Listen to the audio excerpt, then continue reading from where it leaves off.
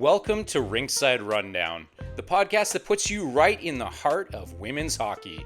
I'm your host, Chris Sinclair, and each week I'm on a mission to showcase the incredible women who are lighting up the ice across the globe. Get ready as I chat with rising stars, seasoned pros, and all the game changers making waves in the world of women's hockey that you won't find anywhere else. So, let's dive into the exciting world of women's hockey and make sure to click that subscribe button so you never miss an exciting episode. Welcome back to Rinkside Rundown. I'm your host, Chris Sinclair, and today I'm excited to be joined by Clara Yuhn, a forward with the Boston University Terriers. Clara, welcome to the show. How you doing? Thanks for having me, Chris. I'm excited to be here. Good. Yes, so am I. Really excited to learn more about you, hear your story, and it feels like a really great starting point is where it all started for you. So could you maybe just take us back all those years to the beginning? What was it about hockey that, drew you in? Yeah, I was thinking about this. And I haven't given it a ton of thought since I kind of came to college because it's been such a whirlwind, but I started skating on ice skates when I was 3.5, like figure skates. And my parents were really big into me trying all different sports, so ice skating was one of those. But hockey specifically wasn't, because at the time in 2009, hockey was not a girl sport. Like, it just wasn't as popular as it is today. So my dad was a little bit afraid of me trying it because he thought I was going to get hurt. So I just figure skated on figure skates. And finally, when I was in kindergarten, one of my best friends to this day, he invited me to come play and try hockey. And so that was my golden ticket. I was like, okay, I got invited, you have to let me try it. And my grandfather is the world's biggest Red Wings fan, and he played for the Michigan State club team when he was in college, and just big hockey guy. And so I was the first grandkid of his to play hockey, and so he was over the moon, and he was like, I want to buy your first gear and get you all set up. And so I tried it out, and the rest is history. And I mean, actually, I have a funny story about first time I ever went on the ice. I failed miserably and couldn't stand up because hockey skates were very different than figure skate blades. And my mom was sitting in the stands, and she was worried. She was like, oh my gosh, she's gonna hate it. This is really bad. She cannot stand up. I think she said in the hour-long practice, I was up on my skates for a minute. And I come off the ice and I was dripping sweat, and through my cage it looked like I was crying. And I look at her and I'm like, I love it. This is awesome. And she was like, really? Are you sure? You can't even stand up. And I was like, no, this is great. And the rest is history. And since then I've been playing hockey every week. So it's interesting that despite the fact, as you've said, you spent much more of your time, a significant amount of your time, not being able to skate, but you still persevered through that. What would you remember? I mean, obviously, it might be a little bit difficult to remember those exact first memories that you had of loving it and just remembering that you loved it. But you remember despite the fact that you weren't able to skate very well on hockey skates, do you kind of remember why you were like, you know what, I just love this so much? Do you remember why you said that? I think it's because it was such a challenge, and I was very athletic as a kid, and I loved playing all different sports, and I loved the competition of it. But finding a sport that I wasn't right away good at, I think in my brain I've always kind of taken the challenge of okay, I'm not good at this, how am I going to find a way to be good at this? And that was kind of the I think initial thing was okay, I'm not good at this sport, and I really want to be. and it was all boys on the ice, and I was the only girl. And I think that being the only girl on the ice and having kind of that target on my back, chip on my shoulder to like prove myself. And every team I was on growing up was with boys until like I was in my teenager years. And so I always, no matter a practice, a game, a skills skate, whatever it was, I had to have that mindset of like, okay, I have to prove myself, because if I don't perform the best, if I'm not the best one on the ice or one of the best, like it's just automatically going to be written off as, oh, it's the girl, or oh, she's just a girl playing hockey. And so probably wasn't my like first initial thought when I was 5 years old skating for the first time, but I do think that like it drew me in, the fact that like it was a very hard thing to do is skate. And I was excited about the idea of like learning this sport and getting better at it. And that's the beauty of hockey, is you're always learning, you're always getting better. There's always things that you can do differently, that you can improve your game on. And to this day, like I've been playing hockey now for over 15 years, and I'm like still things, like endless things that I could get better at, and that's what's cool. Yeah, so I mean, we're going to jump forward here for just a moment because it feels like a really great segue here. But I wanted to, maybe hear a little bit more about, whether like, do you still find yourself with that same mentality where it's like you're just constantly motivated, even now to this day? You've obviously as I mentioned off the top, you're at Boston U, so you're in your collegiate career. Do you still find yourself motivated to like continue to try to get better and have, maybe still have that chip on your shoulder? Oh, 100%. You have to, as a college athlete. And I think that since even coming to college, like there's so much that is talked about around you, and there's so much noise that if you like allow that to be an opinion about your game, like you're gonna get like really distracted. And so I try to like stay in my own little bubble with like what I'm working on, what I'm getting better at. I hate losing. It's one of the, like my biggest things, like even in practices when we play mini games or we work on different things, like I always want to win whatever it is. And so it's always been like my mentality and my personality, though, is like, how am I going to better myself today? And I remember when I was probably 11, 12 years old, Kendall Coyne came and talked to us at this camp. Maybe I was younger, even, maybe like 9. Um, and she gave this whole speech about how if you want to make it to the Olympics one day, which that is still my goal, that you have to find a way to continue to get better and have that mindset. And she said, the way that I look at it is like, how can I get 1% better every day so that in 100 days, I'm 100% better than I was today? And that is, I think, some of the best advice that I've ever been given, because there's always something you can do, even if it's off the ice. If it's you're drinking enough water, you're eating healthily, you're recovering the way you need to, you're getting 8, 9 hours of sleep a night. And that is where I think in college I've matured more than I was earlier in my career, is that how you get that edge and how you stay competitive and how you get better maybe isn't necessarily your skating stride or how you handle the puck, as much as it is like playing 2 games in a weekend, playing 3 games in a week.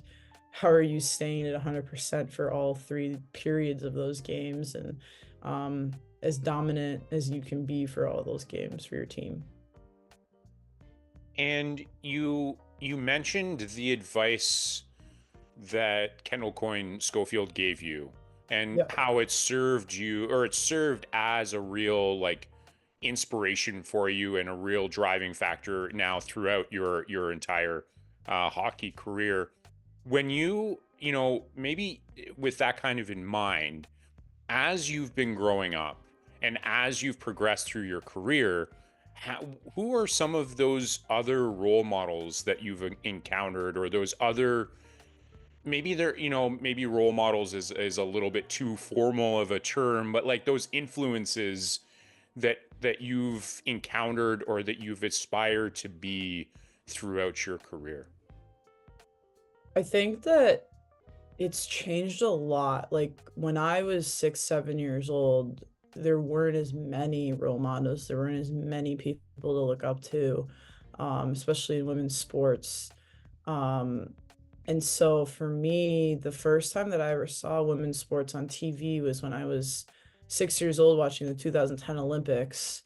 And I saw a women's hockey gold medal game in Vancouver. And like that was like the coolest thing that I had ever seen in my life, because at that point I had like kind of just started playing hockey, and I was obviously passionate about it, but to see on a world stage on TV like what I was going to aspire to be one day, that was like that was it. Like that was what I said to my parents like the day that I saw that gold medal game. I was like, that's what I want to do, and it never changed.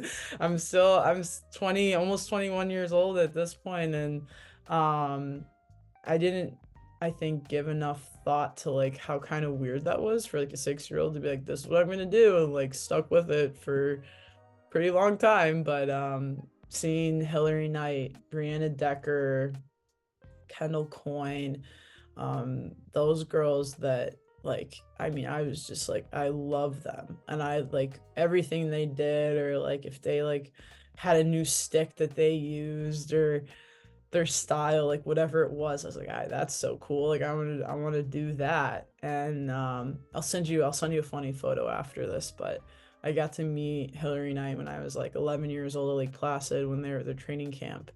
Because I was at a younger kids camp at Lake Placid at the time, and um got to talk to her. But like those are the moments that you never forget. Those are the conversations that you'll never forget. Like Kendall Coyne, I'm sure, gave plenty of different speeches to different girls camps, um and like that's like something that I'll never forget. And so it's really important, like now too, like I I guess somehow like have become a mentor to some girls, and to see like that kind of flip side of, okay, now like they're looking up to me. Oh my gosh, like this is crazy, because I still feel like a little kid. Like I still feel like every time I even see Hillary Knight like play in the P-Dub games, I'm like, oh, like that's like pretty cool. Like look at her go. So it's so funny. It's so funny how it works out.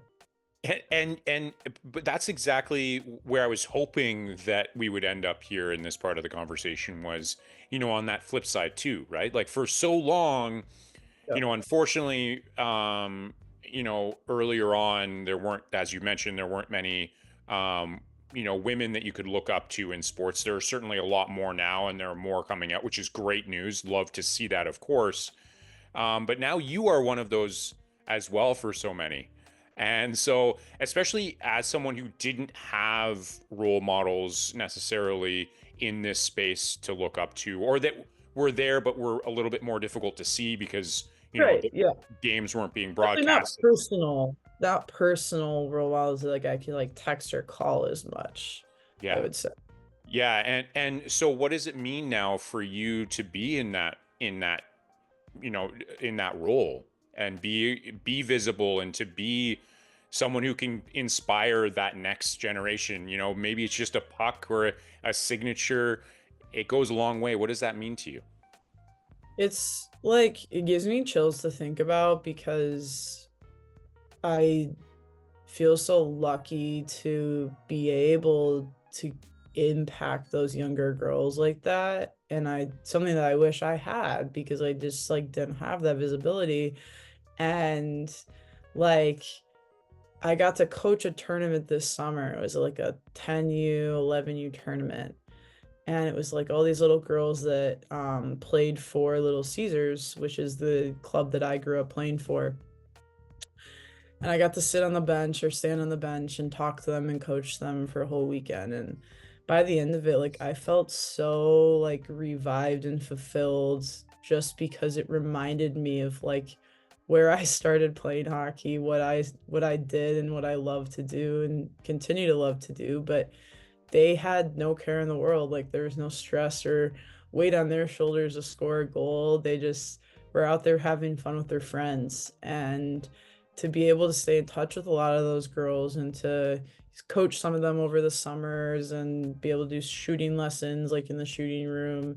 Um, it's one of the coolest parts of like what I get to do on a daily basis and stay in touch with them. And like I've called some of them, or I'll get texts after games, and it's like all the like girls that I've coached, and they're like, "Hey, that's a great goal," or like, "Love that celly," or like, "Good win." And I just think it's great. I think it's awesome because I didn't have that. And so, I take a lot of pride in making sure that I cultivate those relationships with like those girls and those families, because I think it's super important for them to see like, no, you can do this. Like, you can play college hockey, you can play professionally, you can achieve your dreams. Um, and I would just kind of get to be on the side and say, yeah, I knew her then, or I knew her once when she was like 11 years old and I was coaching her in the summer. But Yeah, and it sounds as though, obviously as an athlete, you're always thinking about how can you get better. You're always thinking about things moving forward, and that's important as an athlete, but it's almost equally as important to kind of reflect how you got to where you are and the impact that you've had. And it sounds like having those opportunities to coach, just to remember why you're doing what you're doing, because we're just always so busy, and you're school and games and all these sorts of things.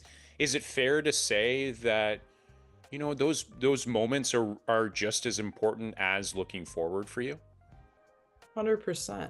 It gives you so much gratitude for the people that have uh, helped you get to where you are. And, um, I take a lot of pride in like being grateful for what I've been given, because to be at Boston University, to have the support that I have, the support system of like coaches, trainers, athletic staff, family at home that love me, like people rooting for me, like those are things that if you don't take a step back and like be grateful for, I would argue every day, it's a whirlwind. And like we're in the midst of like the important part of our season right now. We're getting into playoffs here soon, and um so easy to get to let that lose track. Or it'll be, May in a few months, it's like where the year go. Like I'm a junior now. It's like the time's gone too fast. And so having that gratitude for who's helped you get to where you are, that's like one of the things that I tell all these little girls too. They just kind of look at me like sideways, like, what are you talking about? But I'm like, no, like, thank your coaches after a skate, thank your trainers after you go work out. Like, they're there for you, they're there to make you better, so you want to like thank them. Oh, you keep setting me up with perfect segues, and I can't thank you enough, because I want to actually talk a little bit, because as fans, we only see what's on the ice. We only see, the score sheet, how many goals did you score, how many saves did you make, whatever the case may be. But we don't see all the other people that have helped you to get to where you are. And as you mentioned earlier, your support system. So I wanted to talk about, you know, when you look back on your career, and even right now as you're obviously in the midst of your collegiate career, what has family meant to you throughout this entire process? You kind of mentioned them a little bit earlier on, but maybe talk a little bit more about the impact that your family has had as you've continued your career.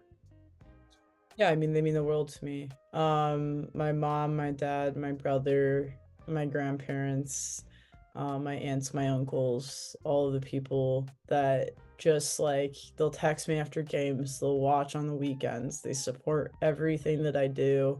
They love me, and they are the reason that I'm here. Like, truthfully, like I wouldn't be here if my mom didn't drive me to practice every night, or my dad didn't drive me to tournaments on the weekends, or my brother, my best friend, my biggest supporter. Like, he's almost 7 years younger than me, so he's like still pretty young, but like he'd get dragged around to the rink all the time, and he was always just kind of like the little rascal running around, the rink rat. But now he's doing his own success in hockey, and it's so fun to be able to like call my mom or call my dad after a game, and um they're not like hard on me when it comes to like performance or hockey. They never have been. It's always been self-driven. They're kind of just there to be like, hey, like we love you, like you're gonna do great, like hey, bad game, oh well, like keep moving forward. um and I think that that's also like, it was interesting coming to college because I think a lot of college athletes, I wouldn't even just say like my team, but just my friends or teammates, that their parents are like very hard on them, or like they're performance based, like, oh, you got to do this differently, or like what happened. And my parents have never been like that. They're like, hey, if this is your dream, if this is what you want to do, like you're gonna go do it, but like it's on you to work hard, and it's on you to like earn that right. And so, yeah, I think it's funny. Like, my dad, I don't think had ever gone to a hockey game before I started playing. My mom kind of was around hockey, but never played herself. So, like, I'm the first person to play hockey in my family, and or my immediate family. My grandpa played. My great uncle, fun fact, is Marty Pavlich from the Detroit Red Wings a long time ago. He just passed. But so I have a little bit of hockey in my blood, but yeah, so Yeah, and that it's a great hockey lineage there.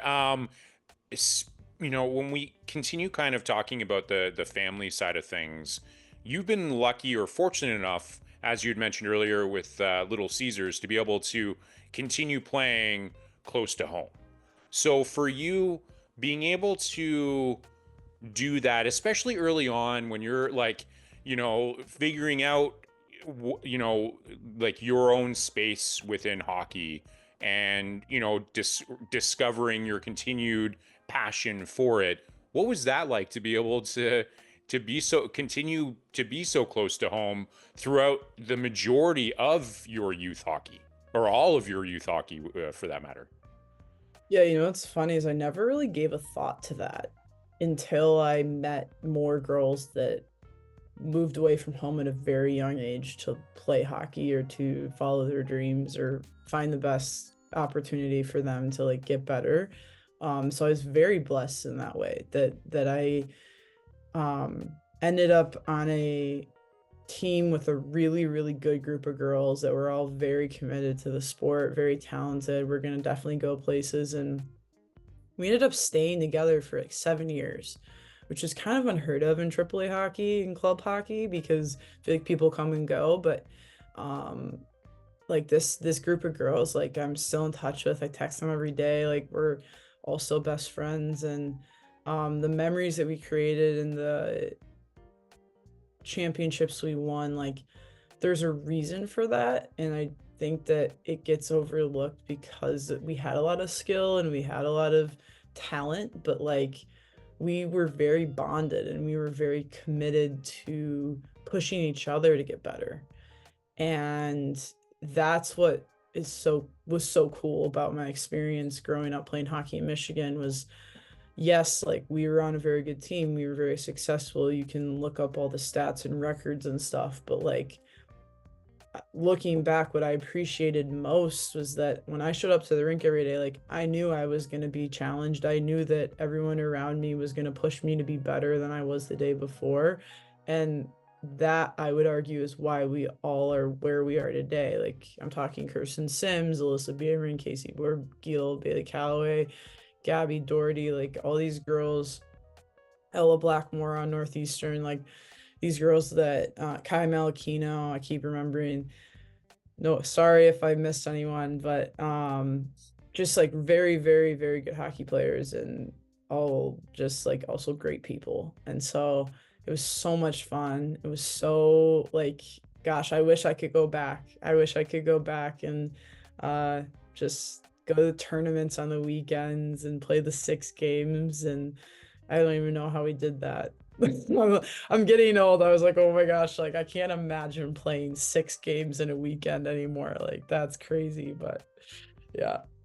Um, we're gonna talk. I know I don't want to necessarily focus just on the stats, but we're going to talk about some stats because you have had, you know, especially during this time that we're speaking of right now, pre-collegiate, you had a lot of success. As you had mentioned, multiple championships, both, you know, state and national championships. But I just wanted to take a moment to say it's great to hear you. At no point it was kind of like it was obvious that you're an athlete because it was never about you. It was always about the impact that those around you had on you and Mhm. how they've really helped you to get to where you are now. And so Mhm. I really enjoyed hearing that it was, you know, the relationships that you made, the opportunity that you had to be able to spend so many years with them, right?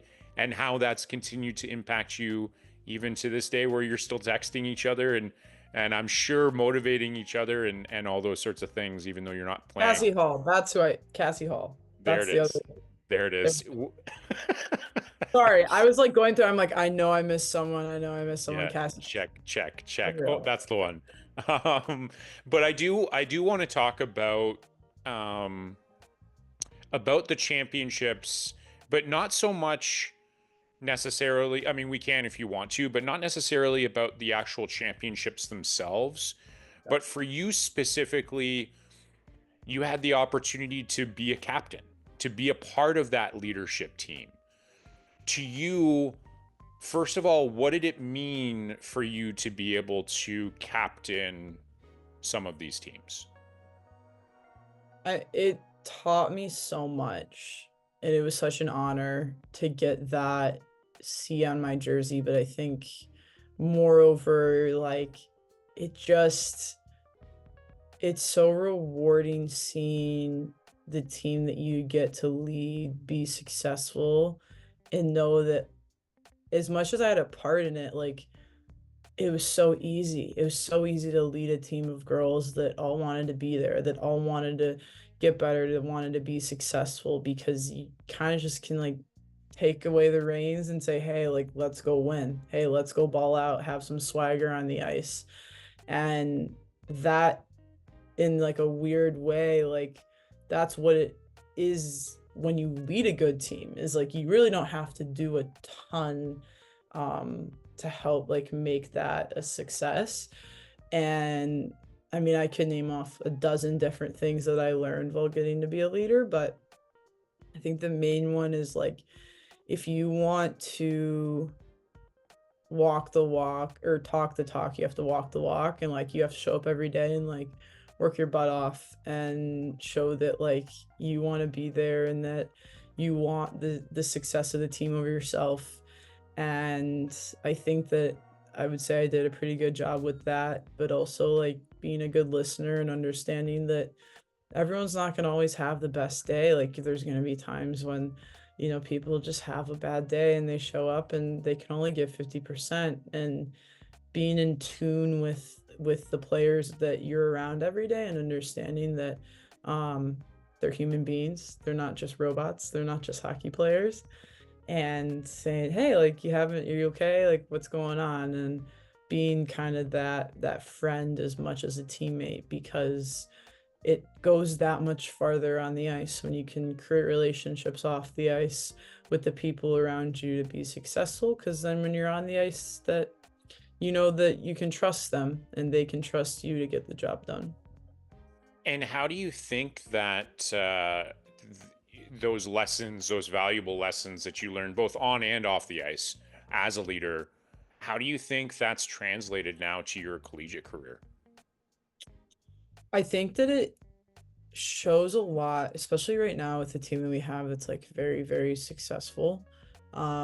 Just that like you have put the team first. Like no matter where you are in the lineup, how you're doing that specific day, like whatever your role is going to be, like it's because the team wants to win. And it takes a maturity level that everyone has to learn on their own of understanding that your success on the ice and what is going to make you most successful in terms of like points, production, time on ice, whatever people look at on the score sheet, that's coming from your team being successful, your line mates being successful, you being able to have that trust from the people around you, knowing that like you're showing up every day and working your butt off.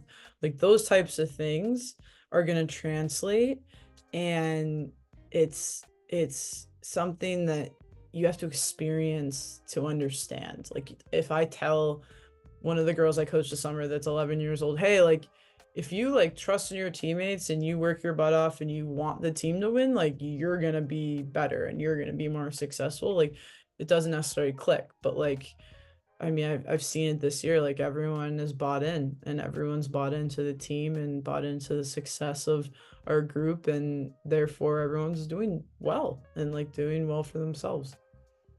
Love that. That's great. You had mentioned earlier as well about being a multi-sport athlete. We kind of briefly touched on that for a moment. I wanted to, when we think about lessons that were learned about yourself, being an athlete in one sport is challenging. Being an athlete and being successful in multiple sports, like yourself with things like lacrosse and swimming, well, that's a whole other thing. So I wanted to know, and maybe just being an athlete means you're competitive, means you're going to be involved in a bunch of different sports as well. That's definitely something that can happen. But for you, what was it like to balance all of those different sports? And what were some of the biggest takeaways that you learned about yourself as being a multi-sport athlete? I loved being able to play lacrosse and swimming in high school. Um, I think it put wins and losses aside, like the conditioning and lacrosse conditioning alone is like a big reason as to why I did it, because I think it's a kind of a known thing now. Like if you just do one sport your whole life, you're probably going to get an overuse injury. And so swimming in the summer and during the fall, like that was my time that I could get a little more cardio, lean out my muscles, whatever it was. And then lacrosse in the spring was my opportunity to get outside, get away from being in an enclosed ice rink, get in the sunshine, run around a bit, be with some of my friends from my high school. Um, and I learned a lot about like appreciating the moments that you have with the people that you love that aren't necessarily your family. Like a lot of my friends that I swam with or play lacrosse with, like I don't get to see on a daily basis anymore. Like they're off doing amazing things around the country, around the world. We all graduated high school and went our own ways. But like those moments that I had, like we went to the state championship my senior year for lacrosse, and like I'll never forget that. Like that was so much fun. Like the group that we had, there's some girls on that team that are going Division 1 for lacrosse now, or went Division 1 for lacrosse. Like that was like a great time of my life that was very separate from hockey. And I try to have that perspective with all things that I do, is that I'm not just a hockey player. I am a human being that does also like other things outside of just playing hockey. Even though sometimes social media can make it look like all we do is play hockey, we actually are human beings that have lives outside of the rink. And so that was kind of always my reminder of that, was like, yeah, like you can go swimming, you can play lacrosse, you can join a club at school. I don't know what it was, but gave me that appreciation for something outside of hockey for sure. Do you, is there one that you miss more than the other? What are some of the things that you may miss about your time in with swimming and with the lacrosse? Yeah, I love both. I think they both brought something very different in my life. I would say lacrosse is like something I do really miss. For a split second, I thought about dual sporting in college. I was a goalie, and I think I was pretty good. I don't know. That's a that's a debatable topic, but I enjoyed it. I enjoyed it. And I thought about it, but then I'm like, no, like hockey's my passion. That's what I want to do. And um Yeah, I guess like being outside and like there's like a lot of rivalry like games in high school for lacrosse, and like we got a pretty good student section and our team was really good, and so it was fun because it felt like that club hockey rivalry game on a Friday night that we would have. Like it was the same thing with lacrosse, and so that competitive edge that I keep coming back to in this talk, but just having that ability to like compete, I love that with lacrosse. So That's fair. That's fair. And I want to know, as we look, or as we rather progress through your career, now you, as I've mentioned a couple of times, or as we've discussed, you're at Boston U. But I want to know what went into your decision. What was it about Boston University? It's a pretty good school. It's a pretty, it's a great school, great program, of course. But what were some of the other things that you really liked about Boston University? I mean, I could talk about this all day. It was interesting. My recruiting process was pretty unique because of COVID. So they changed the rule about the recruiting visits and the timing of recruiting to like that June 15th date right when I started high school. And so it kind of like I had had some talks with schools when I was in like seventh, eighth grade, and my parents were like, whoa, like too early. Like she doesn't even know you shouldn't even start high school yet. You're not committing somewhere. And so then I had the first 2 years of high school to kind of get my bearings, understand what I was interested in. If I had any idea what I wanted to study, I didn't really know, but like I kind of figured, oh, business is probably the way to go. Both my parents were in business. I have similar personalities to them. Um, and then when I was in eighth grade, I took a trip to Boston. It was our eighth grade trip. Similarly to like, I feel like a lot of schools do like a Washington, D.C. eighth grade trip. Like my school did a Boston one. And I had never been before. And so it was the first time I actually got to experience the city. I got to see the sights. We went to Faneuil Hall, Quincy Market. We did the Freedom Trail. We did like all the things. And I ate clam chowder and I got to see the water. And I was like, this is where I want to go to school. I didn't know what school it was going to be. I was like, this is the place I want to be. I found out what the bean pot was. I was like, oh my gosh, how cool.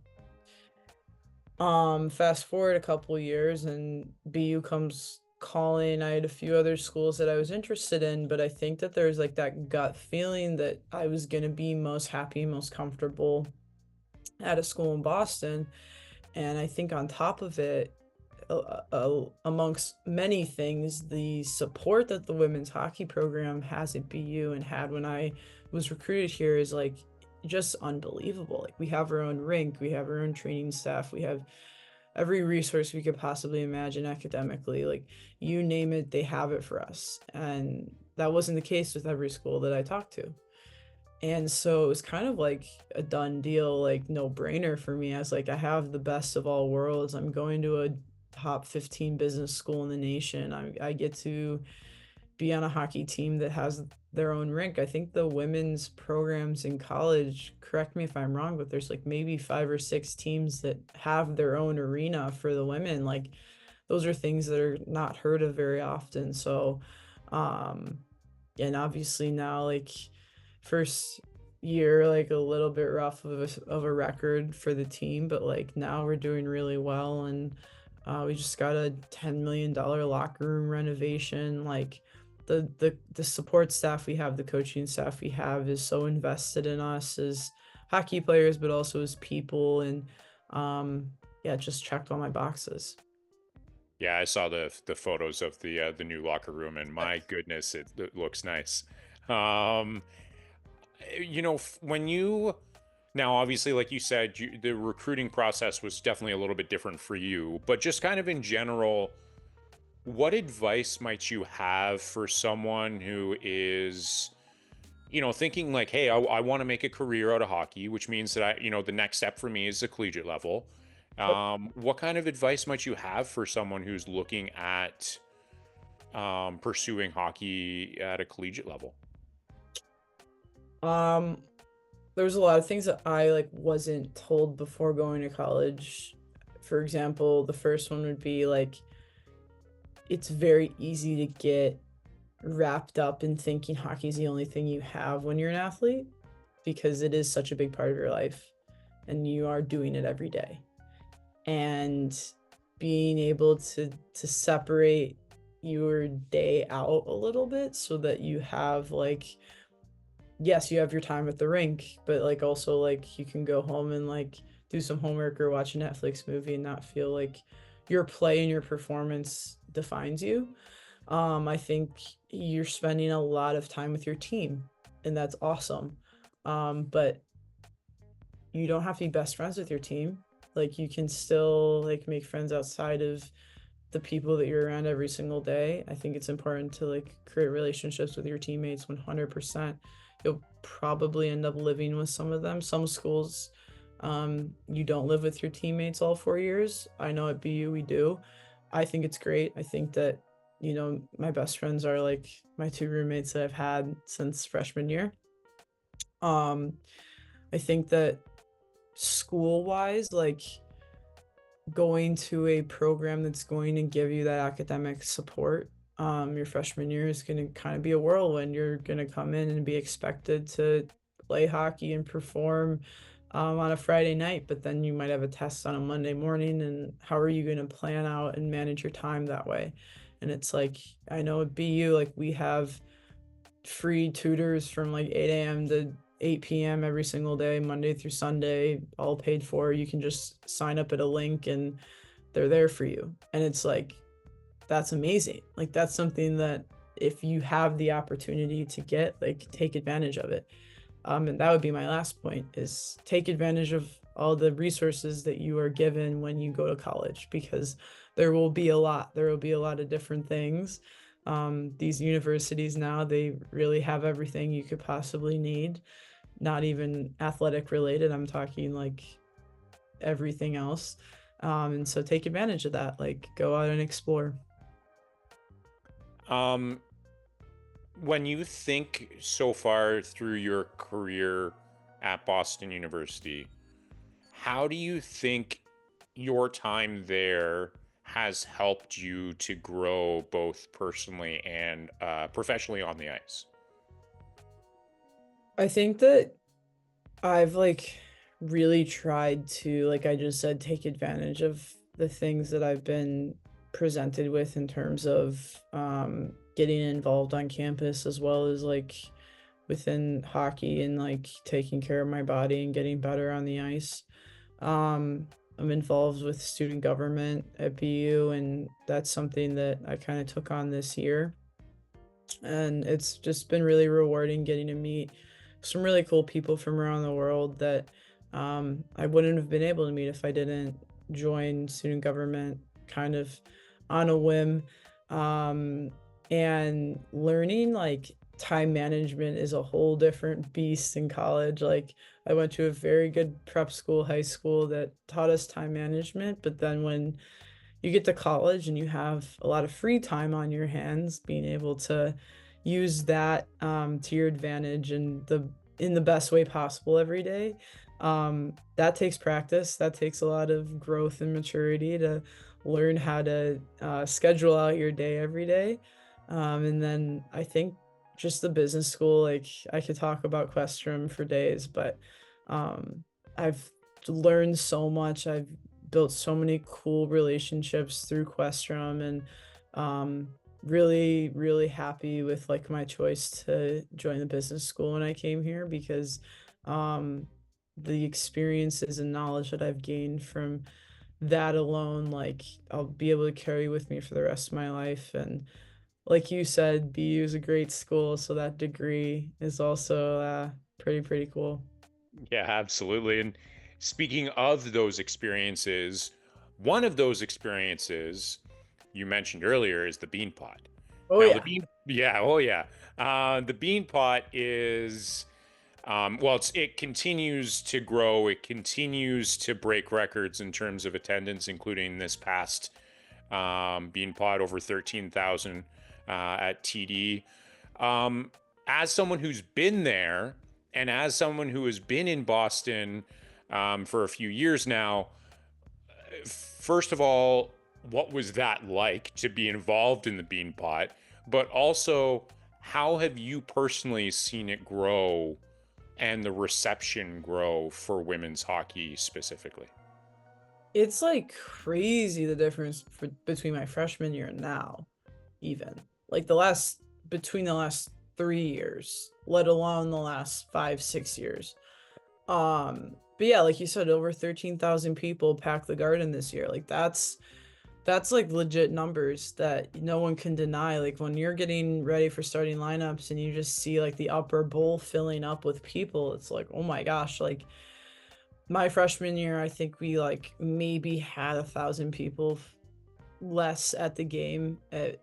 This was before it was at TD Garden. And then last year, like I think was very eye-opening to the entire Boston area, to women's hockey, to the sports world in general, of like the fact that yeah, like we do have a lot of people that are very tuned into our game and tuned into the rivalry between Northeastern and BU, or BU and BC, whatever it may be. And so we all had a feeling that this year we would get even more people, but like it was kind of all talk. And then when they announced the number in the third period, they were like, you are here as part of the largest like women's New England sporting event in history, or I may have messed that stat up, so check me there, but it's like something like that, and like everyone was like cheering, and it was kind of surreal. But actually one of the girls that I coach and like mentor was flew out for the game. Her name's Peyton, and she's awesome, and so she got to be there and see that. And I told her after the game, I was like, Peyton, like this will be you one day if you want it to be. And like that alone, like just like gives me chills, because it's like it's visible. Like you can see that you can aspire to be this, and to be a part of this game, or be a part of an event where there's 13,000 people there to watch you. And so it's only up from here. I mean, hopefully next year, like knock on wood, we'll get, it'll be sold out, but I don't know, we'll see. Is it it's like watching it on TV was one thing, but actually being there, like, it must have just been so surreal, especially like you said, for someone who's seen just over 3 years now, the like exponent. It wasn't just an extra couple hundred people Oh, showing up, no. right? It exponentially grew. 10 times, yeah. Yeah. So like, is it surreal to see where it's at, and to see that growth, and especially in the Boston area? I mean, obviously it's grown everywhere, but especially specifically in the Boston area, is it still kind of surreal to you to have been a part of that, to be there and to see this growth? And does that continue to inspire you to continue inspiring the next generation? Yeah, great question.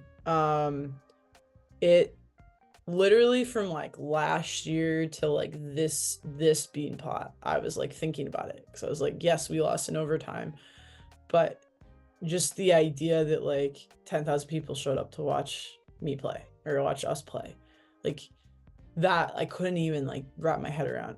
And then this year we show up and it's like 13,500 people show up to watch us play. And it's like, what the heck's going on here? But it's like the best possible surreal, can't wrap my head around the support and the love that we're getting. And sometimes hate from the Northeastern student section, but still, like, all love. And it's so loud in there, like you mentioned, like just the idea of like playing in front of those people, like it's so loud. And like I could at times not even hear my line mates on the ice because people were screaming, or the student sections were chanting, the bands were playing, like stuff that even in a professional setting, like you're not going to get the same vibe as a college game.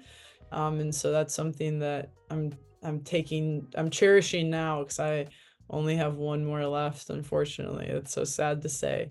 But in terms of like inspiring the next generation, like I said, being able to show them and have them watch that game and see who all is there and see that support and see that visibility.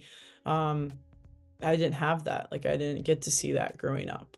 And so the only time we got to see it was like watching the Olympics every 4 years. And so to have that constant visibility with the PWHL, with the college game, so cool. It's like it's moving in the right direction, and I can't wait to see where it is in 5 years.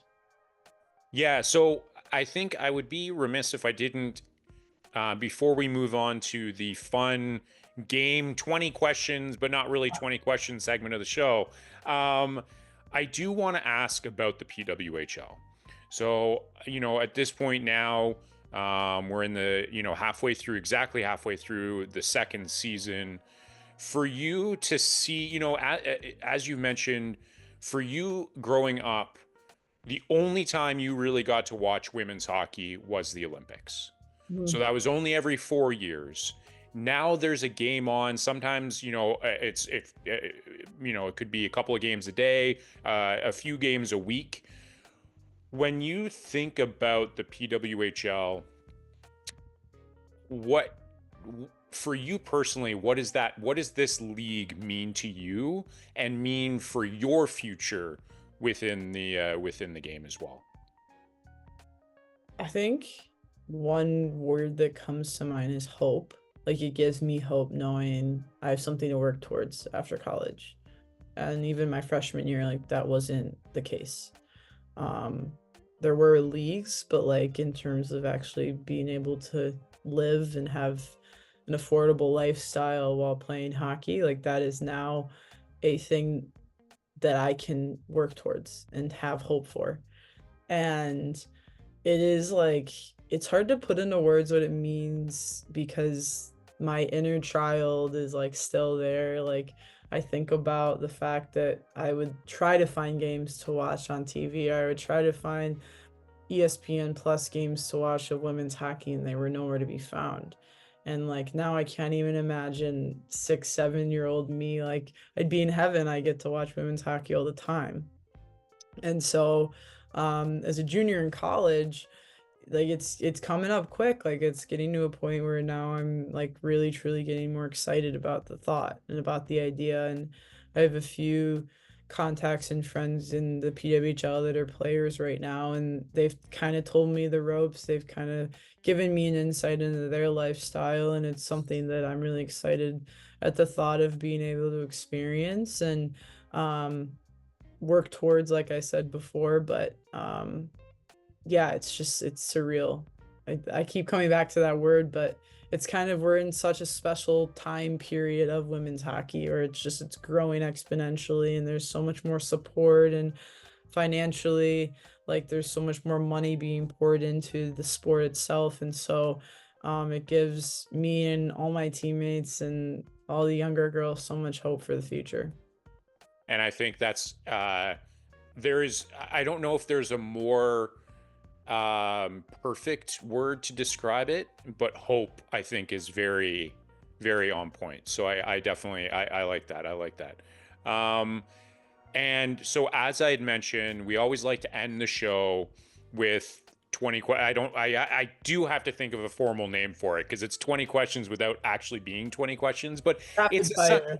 yeah, rapid Like, fire. like But rapid fire, like hockey, like rapid fire. Okay. there you go. Yeah, okay. Yeah. Okay, so we've officially dubbed it. That's good. But this is a scientific test that I put together that will, Gosh. yes, it's the crack team here at Rinkside Rundown has put this together.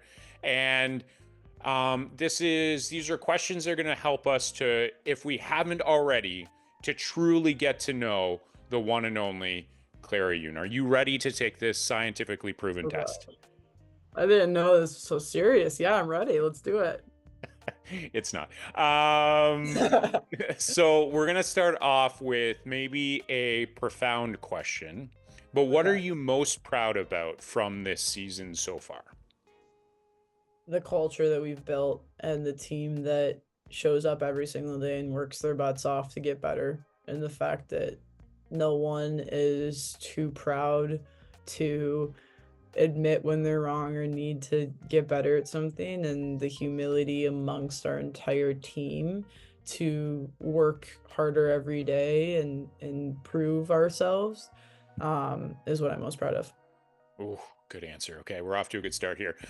For anyone who hasn't had the opportunity to see you play, whether that's live or on TV or in person or on TV rather, how would you describe your style of play?